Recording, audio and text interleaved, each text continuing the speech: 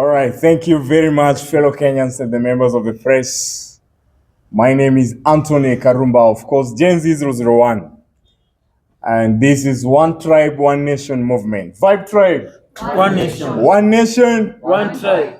And as we believe, as the young people, the Gen Zs, and of course, Elias, the Moses of Kenya, we were raised by God so that we will set free our parents and liberate our nation from this, the current colonialism by our own black and our own blood people that we have taken to the offices. Now, today we are here because of one thing. When the self-proclaimed savior becomes the oppressor, then the mask slips. We have seen this one gentleman in the name of Gachagua, who actually purports now like he has become too much, as though now Kenya is in his own hands, as though he's our God, as though he wants us to worship him.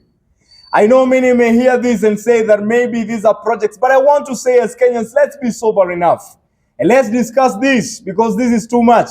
We as the young dreamers, the Gen Zs, we went to the streets, not to please an individual, not to meet the needs and actually glutton wishes of a few individuals who wants to enrich themselves, but to make sure that we set free our nation, we liberate our economy, and we make sure that we save our future as the young people. And anything that actually acts as a sabotage towards our future, we must rise as the young people. And that is unanimously the reason that took us to the streets right from the year 2024 up to date. And all we have been fighting for is a good Kenya, is a change, so that a student who goes to the university today knows after finishing graduating, I'm going to get my right. I'm going to get an opportunity based on merits, based on achievements, not based on your second name. We have been asking for this, but now we have some people who wants to take advantage of our movement.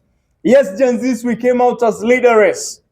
We came out as tribeless. But there are a few individuals who wants to take advantage of us. We didn't go to the streets because of you, Gachagua. We went to the streets because of our nation. We went to the streets because the old people, the people who have been in leadership for years, you have failed us. Now, you want to come to Kenyans as a lesser evil, yet you are the evil yourself. Now, the other time you came and proclaimed yourself and said that the united opposition is the one to form the government. And you said, if anybody trying to look for leadership is not in the united opposition, ati huyo ni punda. Sisi ni punda. You are calling Gen Z's punda. We want to tell you, Gachagua, you have come too much. Kenya is not your home. Kenya is not like your house. There is no way that sasa umekuwa tumefika mahali ati sasa unapanga sasa hata bibi ndio unapangia watu unatuambia wewe, you know, it cannot be. You have become too much. Now you are even castigating the media people. You are going even to the personalities. The other day you were actually, castigating individuals just because they anchored things that you felt in your own way that they don't favor you. But we want to say this.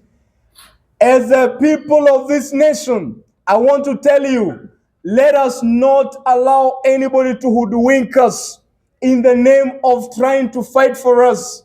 We as the young people, deep from our heart, we are crying when we see our mothers suffering.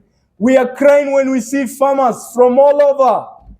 They actually labor a lot, but their labor is taken in vain. They don't get back what they deserve. Look, right now, the business people, they are suffering. Young people, there is no employment. And those are the real pertinent issues that made us to get to the streets.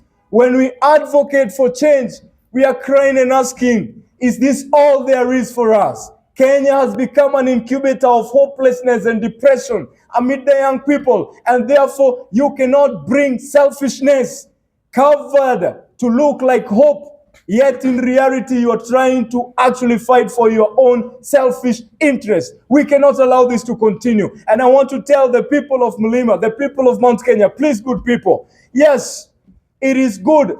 All along, and I told you and we told you, we have had this politics of Mtuetu, the kingpins. The politics of Mtuetu is what the cancer is killing this nation. Good people, you have given them They have led us as Mutuetu, as our kings, as our kingpins, but they have delivered nothing. When they were in power, look, the coffee farmers from the Mount Kenya, they are still suffering to date. Mount Kenya people, there is dairy farmers, they are still suffering to date. But all we are seeing today is an individual who comes and takes the advantage of the status quo. This one, as the young people, we have refused and said enough is enough. And all we are looking towards coming 2027 is a leader who is visionary, is a leader who has the goodwill to save Kenyans from impoverishment, to save Kenyans from poverty.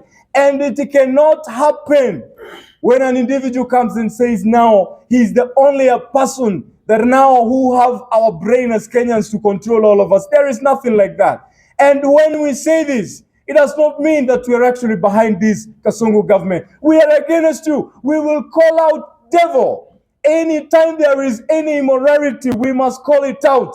Let's call a spoon. The government is failing. But also even from the united opposition, there is no hope there. There is no way. Look at them right now. After these by-elections that have just taken place, you have seen how selfishness is overtaking an individual, comes to the floor and actually, amongst themselves, they can't even unite. The gentleman comes and says, as if now he's everything in this republic. We want to say, sisi hatutapangwa. Huwezi panga wa Kenya. Wewe huwezi tuambia ati tusonge hivi. Huwezi tubeba kwa mfuko yako sisi. And I want to say, as a nation, it's about time we sit down soberly and think going forward. There is no time. We as the young people, we have agreed in oneness, unanimously, that we are going to register massively.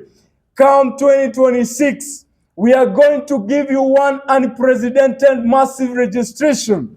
And we will give you the blueprint that we have, so that come around the month of March, all of us, at least, we are the 70%, the majority, at least 50% of us will have registered. And then we will come to the streets with our voting cards and lift it up. And by that time, we'll be telling you the change is coming, because we realized that you actually started our weakness and started selling fear to us when we came to the streets. Now we will come from the streets to the ballot, well organized, well structured, and with a good strategy that will liberate the economy of Kenya and that will give hope to our young people, and that will make sure that Kenya will no longer be counted as a third world nation. When we are talking, when the president is saying that actually he has a plan for Kenya. Now, every time, we cannot rely on plans, we cannot rely on promises which are never coming into fruition. All we need is to see hospitals that are working, schools that are working, but not promises, verbal promises, when our young people are dying out of depression and hopelessness.